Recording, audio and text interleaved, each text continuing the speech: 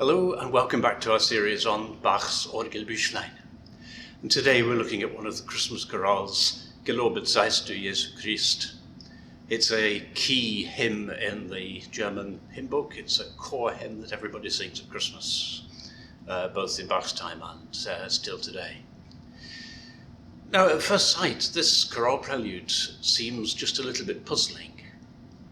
If it were a free composed work, if it wasn't a chorale prelude, then it would appear to be a rather dreamy work, very rhapsodic, very beautiful, and I'd be tempted to play it on perhaps a 4-foot flute with a tremulet, something like this.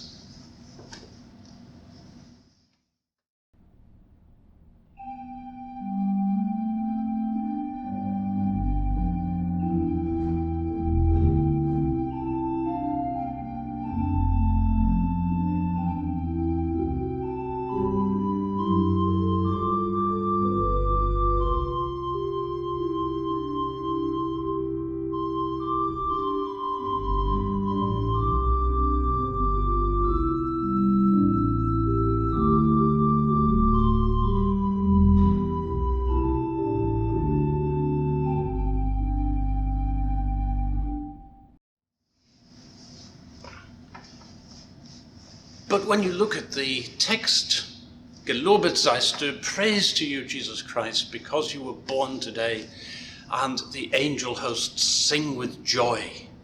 That gives a completely different side to the hymn and to the chorale prelude, of course. The chorale is the thing. The hymn is to be introduced by the chorale prelude. And that suggests a completely different style of performance, both in terms of registration, perhaps, and speed. Something more along the lines of...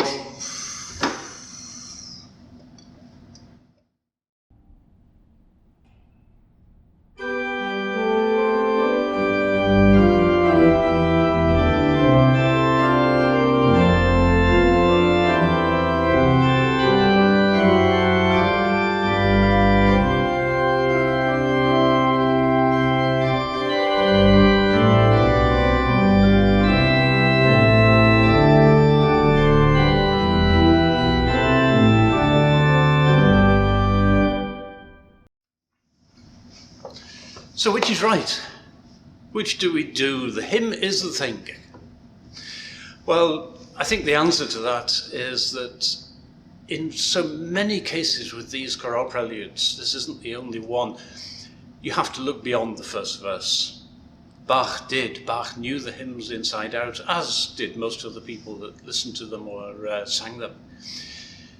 And when we go into the second verse, for example, the tone changes completely. We have den ewigen Vater einig Kind, jetzt man in der Krippen findet. So the Eternal Father's only child is now to be found in the crib. So suddenly the angel hosts have gone and taken a back seat.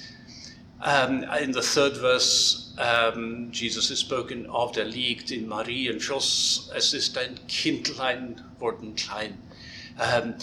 So now Jesus is lying in Mary's lap as a small little child, and that sort of double description of smallness emphasizes the vulnerability, the tininess of the baby Jesus. And all the joy is still there, but it's a completely different kind of joy. It's now a very quiet sensation of the vulnerable baby having been born and being cradled by Mary. And so that's very much the spirit of the piece, and it informs the registration and the tempo and everything else. I think that the left-hand figuration, is possibly a rocking motion to represent the baby being rocked in Mary's arms.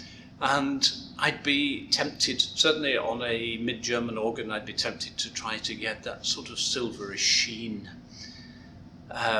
which is perhaps hard to find on other instruments. Here I'm going to use rather unusually an 8 and 2 foot for the solo, against 8/4 for the accompaniments.